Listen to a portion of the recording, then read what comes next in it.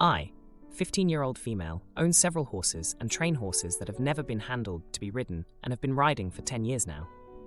My pony is Prince, a 5-year-old Connemara. Prince is not a rescue. We bought him last year. He is young and scared of bicycles. He snorts and prances, but as long as they aren't too loud or close enough to touch, he doesn't buck or kick. I always talk to the bikes if they are coming too close. I normally do this by saying, "Excuse me, can you slow down? He's scared of bikes." But I often don't need to. I was riding him down one of my favorite trails that is about 2 meters wide. I meet a bike on here about once every time I go down there. He has never misbehaved, and I think it helps desensitize him. However, that day, a rainy Sunday when it would normally be deserted, there were around 30 13, 14-year-olds on bikes with headphones in, so they could not hear me. By the time I realized there were more than normal, I could not turn around because he gets far more upset when they come from behind. I pulled him off the path and walked him along the thin grass verge to try and get him as far from them as possible. I did consider dismounting, but he tends to get more agitated and less easy to control on the ground. By the time most of them had passed, I had to pull him back onto the path because there were dense trees on either side. At that point, he spotted an abandoned shopping trolley, and I let him look at it and move past at his own speed, as the path was empty, apart from a family about 20 meters behind us, just entering the tree area and blocking us in. Enter Darren. He was cycling toward us, and I could feel an already anxious Prince approach boiling point, and I asked him to slow down or possibly dismount his bike. He didn't. If anything, he sped up and said, "Why?" I said, quite loudly, because he was getting close, "He's really scared of bikes." And Darren said, "How is that my problem?" in a really passive-aggressive voice. I completely lost it. I yelled, "It becomes your problem when he kicks you and puts you in the hospital and breaks your bike and you have to pay because you broke the highway code." The dad from the family behind me starts saying, "Just stop, man." And Prince is starting to rear, and I'm concerned for his safety and mine because the path is concrete, so I push him as far into the trees as he will go, while Darren cycles merrily on his way while swearing at me. He also nearly cycled into the stroller of the family behind on purpose, so the mom had to jump out of the way. It took me ages to calm Prince down, and it has majorly set us back in training. My dad says that I shouldn't have yelled at him. Am I the idiot? Also, I'm in the UK, where the highway code says 2 or more meters between any vehicle and a horse. I was wearing lots of high-vis. I couldn't exit the trail because Prince wasn't listening and the family was blocking us. Edit. Just to be clear, it was a bridleway which is designated for horses, but walkers and bikers are allowed too. And Darren was around 40, I would guess, so not a kid. In the UK, horses are very common, and they have separate trails where they have right-of-way. All UK residents are taught about the right-of-way of the horse in their driving tests. To be clear, I lived in the US, and some of the rules were different. I just wanted to make it clear that in my country, I was legally in the right. Important edit. There was a path for bikes and walkers only adjacent, and we are in an area where horses are very common, and most people know to avoid them and ask to interact with them. Now, for a few comments before the update. Comment 1. Not the idiot. If you don't know how to interact with horses, or if you have behavioral problems around horses, then don't go onto a bridle path. I've been on private paths riding and encountered cyclists who refused to stop, and the entire hack class bolted with a bunch of children on horseback. And all they had to do was stop. They could have ended the life of a bunch of kids. Horses are skittish, and a bridle path isn't a road. Common sense says stop and get off your bike near a nervous horse. Comment 2. Not the idiot, and anyone saying everyone sucks here or small. You're the idiot obviously doesn't know the laws regarding horses and other vehicles, bikes, etc. in your country. Not every country has the same laws as here in the US. OP, you were right to defend your horse for both your horses and your safety. Those people were inconsiderate pricks. Next time you're on your horse, wear a body cam. That way, you're protected by your own country's laws if anything happens because of these people. Now, for the update. Hey everyone, back with an update on the whole Darren versus Prince situation. It's been a hectic 3 days, and you won't believe the drama that unfolded. So, after the incident, I was pretty shaken up, but Prince was even more so. We've been working on his bike fear for a while now, and it felt like all our progress had been undone in one fell swoop. My dad, who's always been the level-headed one, suggested we take a break from that trail for a bit, but I was determined not to let Darren's ignorance win. The next day, I decided to take Prince out again, this time on a different route, one that's less frequented by cyclists. We were doing fine until, guess who shows up? Darren. I couldn't believe it. It was like he was stalking us. He had that same smug look on his face, and this time he was with a friend. They were both riding pretty fast, and as they got closer, I could see Darren pointing at us and laughing. I was ready to confront him, but before I could say anything, his friend, who I'll call Mike, did something unexpected. He slowed down, took off his headphones, and apologized for Darren's behavior. He explained that he didn't know about the horse right-of-way rules, and that Darren had bragged about the encounter, making it sound like a joke. Mike seemed genuinely sorry, and even offered to help desensitize Prince to bikes. I was taken aback by his kindness, especially after dealing with Darren. We chatted for a bit, and he shared that he used to ride horses when he was younger. His family had a farm, and he grew up around animals. It was a nice change of pace from the hostility I'd been facing. Meanwhile, Darren had circled back, annoyed that Mike was taking so long.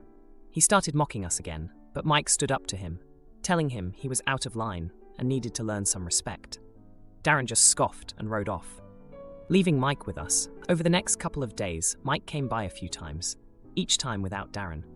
He was true to his word and helped with Prince. We started slow, with Mike walking his bike beside us, and gradually worked up to him riding at a distance. Prince was responding well, and I was grateful for the help. But here's where things get really crazy. Today, while Mike was helping me with Prince, Darren showed up again. But he wasn't alone. He had brought a local news reporter with him, claiming he wanted to expose the dangerous animals on public trails. He started making a scene, trying to provoke Prince into acting out on camera. Prince was getting nervous, and I was worried he might actually kick out this time. But then, the family from the original incident showed up. They had been walking on the trail and recognized Darren. The dad, who I learned was named Tom, started telling the reporter how Darren had nearly hit his baby's stroller and how he was the one causing trouble, not the horses. The reporter seemed to realize she wasn't getting the story Darren had promised. She started asking Tom more questions, and he explained the whole situation, including the part about horses having the right of way. Darren tried to interrupt, but Tom's wife pulled out her phone and showed a video she had taken of Darren's reckless biking. The reporter was now completely on our side, and she decided to do a story on the importance of sharing trails and respecting the rules, featuring Tom's family, Mike, Prince, and me. Darren was fuming. He tried to argue, but it was clear he was in the wrong, and now there was video evidence. As Darren stormed off, the reporter thanked us for our time and said she'd be in touch when the story aired. Mike gave me a high five, and Tom's family wished us well. It felt like a small victory, not just for Prince and me, but for everyone who uses the trails responsibly. Husband thinks I hate his mom, but I don't know how to tell him she's a monster. Oh boy, she's in tears now. So my 25-year-old husband is upset with me because last night his mom called him to ask us if we wanted to attend a family event later this week. I told him we could, but he sensed some lack of enthusiasm from me, or just got the general feeling that I already wasn't looking forward to it. He asked me why I always act like that when some kind of event involving his family comes up. I finally told him it's because his mom will make me uncomfortable when we go to these events. She's always commenting about our toddler son's weight, who is nearly 2.5 years old, and how he doesn't eat enough. We recently took an out-of-state trip for the holidays and stayed with some of his family. For a total of 3 days, I feel like they non-stop talked about our toddler's eating habits and how he's so skinny. She made comments like, "He used to be such a good eater." And by used to, she means when he was 6 to 7 months old and barely starting to even taste food. She even specifically asked if he weighs 40 pounds yet, to which I replied I think he would be considered overweight if he weighed 40 pounds after a quick Google search that said an average child will weigh 40 pounds closer to 4 years of age. My son was born very small at only 5 pounds 7 ounces and is super active, non-stop playing all day. He probably weighs around 26 or 27 pounds, which his pediatrician says is average, and has never once showed concern regarding his weight or eating habits. Not only around his family does she do this, but every time we take him to her house, which is not that often, but maybe 3 or 4 times a month, she never fails to comment that he's wasting away. Or, every time she sees him, he is much thinner than before. I also told him his mom does it to pick on me, since every time she is sick with the cold or flu, she makes huge pots of soups and invites us over to eat, since she's made so much. Last time we were thinking of somewhere to go out to eat because I had cooked all week and didn't have the energy that specific day or even feel like cooking. His mom called while we were deciding and let him know that she made a big pot of soup if we wanted to go over to eat. He said, "Oh, that's great, since we were deciding on going out to eat anyways, and I was up for it, to go eat at his mom's."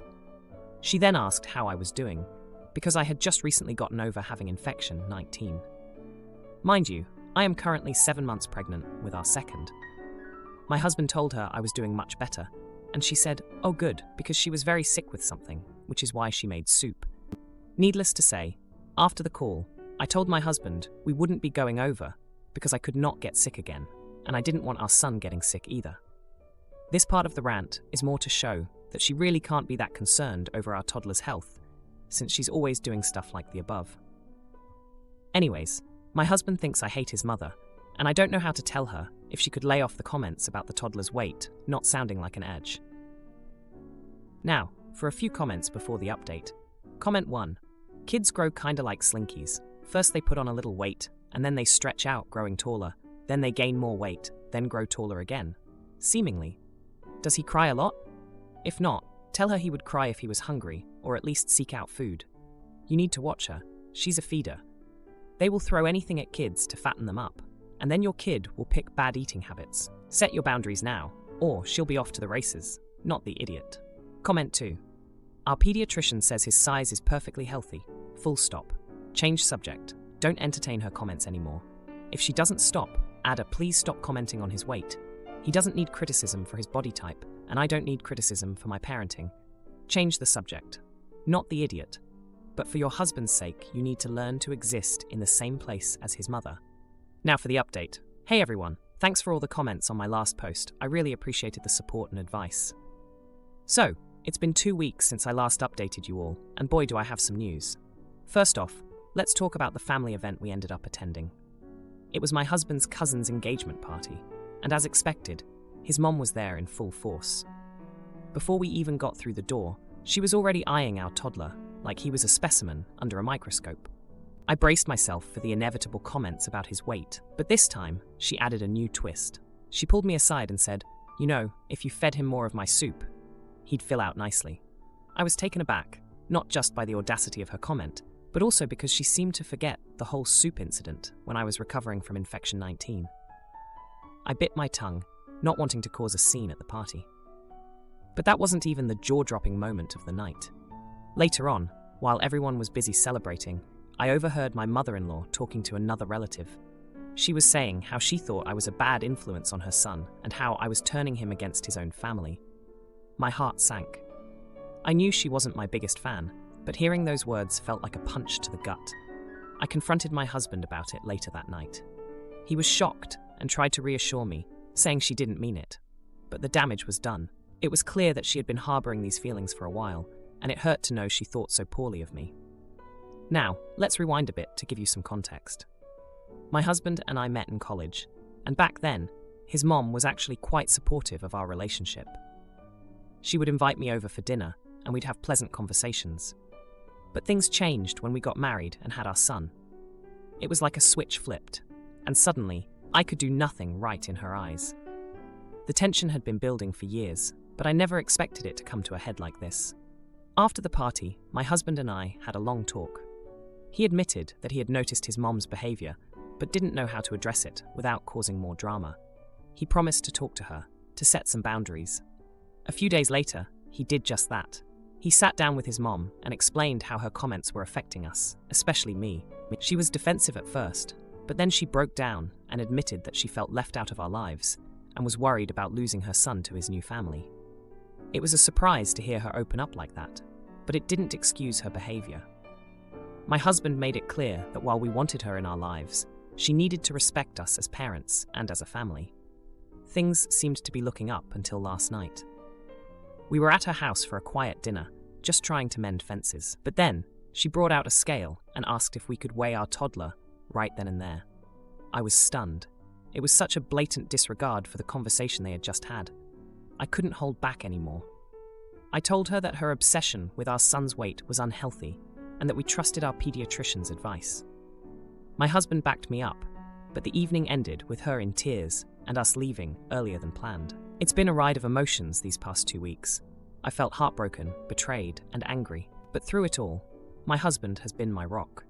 He's stood by me and shown that he's willing to stand up to his mom for the sake of our family. Professor got replaced by a new guy. Kay and I show him my contortion hobby pic, but he makes inappropriate comments. Oh boy, he resigns later. I, 21-year-old female, have been going to college since September of last year. From September to November, we had a really nice lady as our main professor, homeroom teacher. She was already at the end of pregnancy when we started the school year, so unfortunately, she had to go. In December, we got a different professor, 38-year-old male. I'll call him Kay. Kay was a nice guy. He wasn't too old, so he got along with a lot of the students. He was funny, and everyone who knew him loved him. A week before winter break, he had everyone do a PowerPoint presentation about themselves, which, although some of us found childish, we all liked him, so nobody complained. Multiple students did their presentations before me, and all was fine until it was my turn. I am a contortionist, and the summer before college, I got to perform in a traveling circus. I had been to that circus many times before, so it was very cool that I got to be part of the show. Contortion being my biggest hobby, I obviously mentioned it in my presentation. When I mentioned that I got to perform in a circus and that it was my dream job, Kay burst out laughing. He said, "I've never heard someone be this excited to be a clown." Everyone else in class started to laugh. It's a bit ignorant to assume that everyone in a circus is a clown, but fine. My mood changed, however, when I showed them a picture of me in contortion. Like many poses in contortion, I was pretty much bent in half.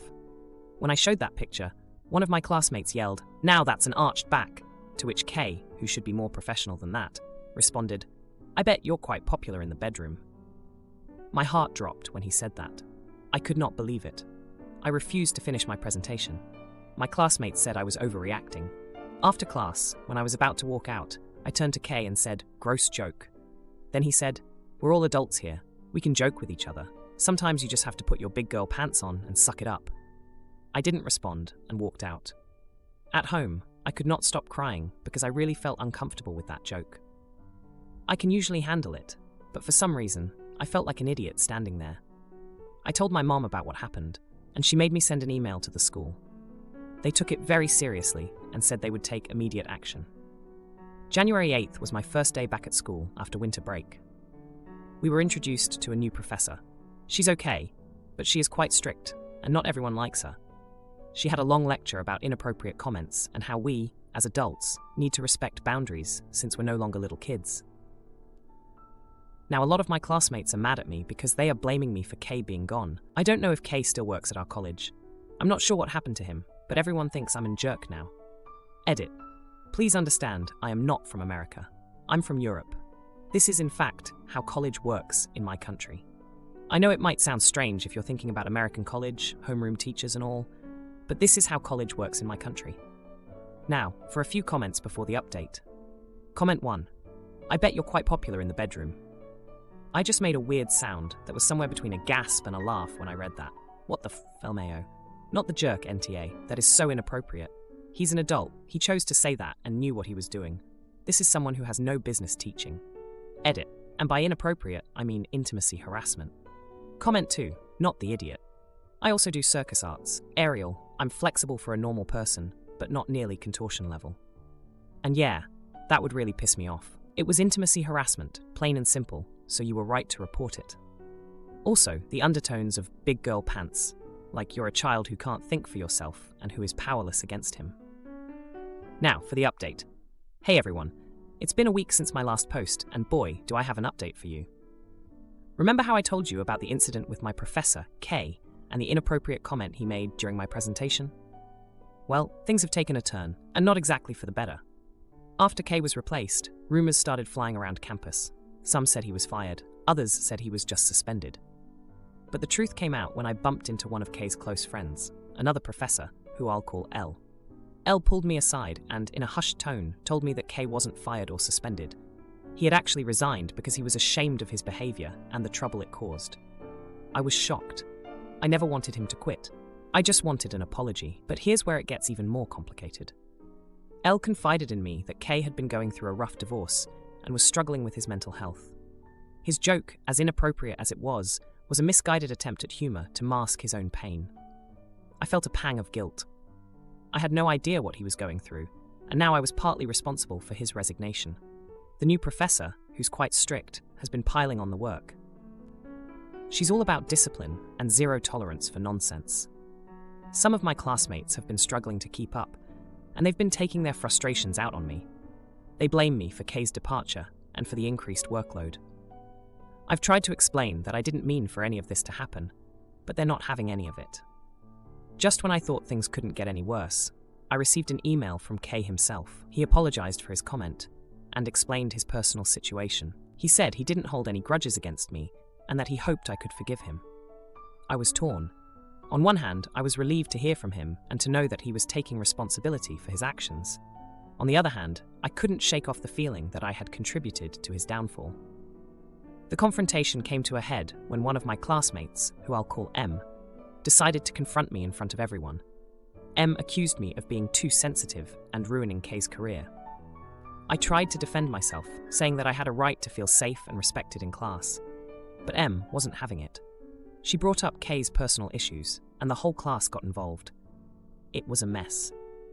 In the midst of the argument, our new professor walked in. She overheard everything and decided to set the record straight. She told the class that Kay's departure was his own decision and that no one should be blamed for it. She also emphasized the importance of maintaining a professional environment where everyone feels respected. The class went silent. Some of my classmates apologized to me after realizing that they had been unfair in their judgment. But the damage was done. The atmosphere in class has been tense ever since, and I can't help but feel a mix of relief and sadness. As for Kay, he started a new job at a different college. I heard he's doing better and getting the help he needs. I'm glad for him, but I can't shake off the feeling that things could have been handled differently.